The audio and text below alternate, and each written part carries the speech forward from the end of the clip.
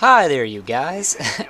It's Ash, and I'm bringing you a L96A1 gameplay on the map Hangar 18, I want to say. That might be the name of this map, or it might not be, I'm not sure. I don't even know what gameplay this is, I just clicked on it, so we're going to go with this. I hope you guys are having an awesome week. It's been a while since I uploaded a video, but honestly, and I will not lie to you, Vegas is giving me hell. And I've tried to reinstall it like not even a minute. I'm not gonna say it many times. I've tried to reinstall it about 4 times, 5 times. And when I got home from work today, I reinstalled it again. So hopefully this time it'll work with no issues.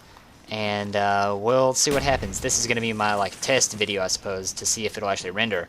What happens? What the issue is that whenever I hit render and then it starts to render, it'll get 30 seconds in, and then Vegas will just crash. I don't know. It's an unexplained mystery or something. But what I want to talk to you about, guys, today about... I don't even know if I worded that right. Oh well. What I want to talk to you guys about today, that's better, is car crashes. And I have 2 stories, and I'm going to tell you one first, and if I have time, I'll tell you the second one. The second one isn't very long, so I didn't want to start with it. So here we go. I heard today that it was either yesterday or the day before that there was a wreck where I live, and there were 3 people in the accident, and I didn't know any of the people, but they were teenagers as per usual. That's the way it is most of the time. But these kids were 2 were in the back of a truck, and 1 was driving, and the 2 in the back of the truck were egging people's mailboxes, because, you know, people do that. It's cool to do that, I guess. I never knew that. I always thought you egged houses, not mailboxes, but sure. And what happened was, as they were doing this, proceeding from house to house, they came to where they needed to, there was a stop sign at the end of the road. Excuse me. And they needed to, stop at the stop sign. And apparently one or more of them were inebriated, and they almost hit the stop sign, and to avoid hitting the stop sign, they swerved. And in the act of swerving, they missed the stop sign, but hit something much, much worse. Can you guess what the driver hit? A tree. Yeah, I would have taken stop sign over tree any day, but that's just me. So, what happens is, guy driving, slams in the steering wheel, isn't too badly injured, no big deal. One guy in the back of the truck is ejected, or not, I guess you could say ejected, because he's not inside the truck or strapped down or anything. He flies out of the back of the truck, and proceeds to slide across the gravel, and it gashes his neck open nearly all the way around his throat. And screws up all the skin on his chest and legs, peels it all off. And here is the kicker. The third guy, this poor third guy, this is insane. He flies forward over the truck and slams face first, literally face first, into the tree. No joke.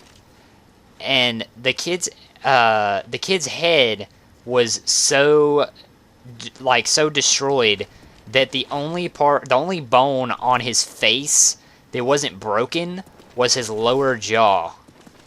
And his head was so destroyed that they actually had to pick up part of his skull, the thing that is inside of your head, that part. They had to pick it up off the ground and take it to the hospital with them. That is insanity. Can you understand this? The dude hit the tree. His skull came out onto the ground. That is crazy.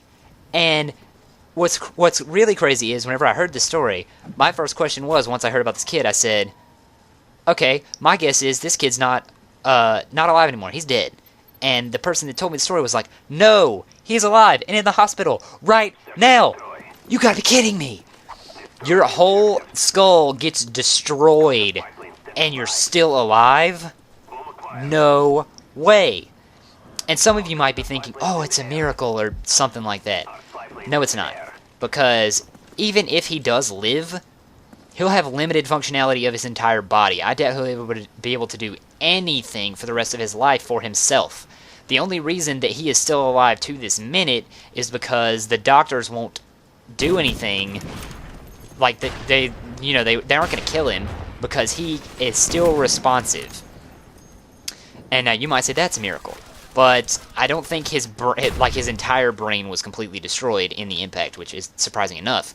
But he can respond to things like squeeze your left hand, squeeze your right hand.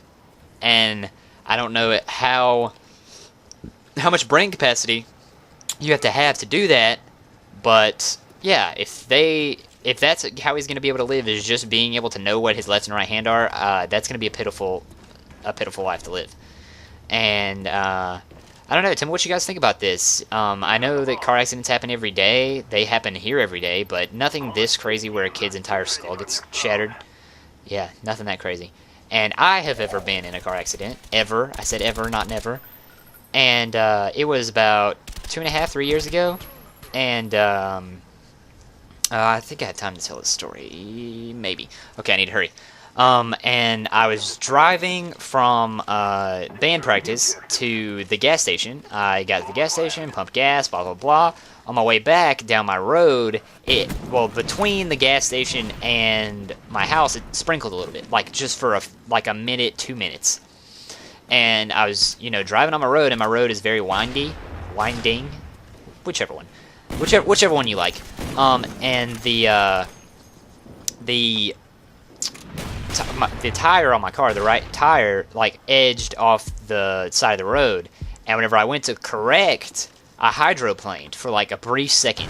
But this brief second, because I was on a curve and I had momentum, going in that right direction because I was turning on the curve, it threw me off the road.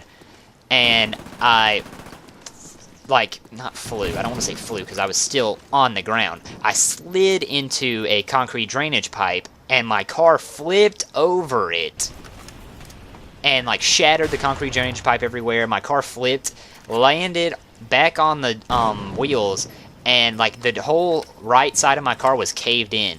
And the officer said that if I hadn't had my seatbelt on, I would have been crushed through the windshield. So yeah, that's my story about driving, and you guys drive safe. Remember that, and I'll catch you bros later, as always.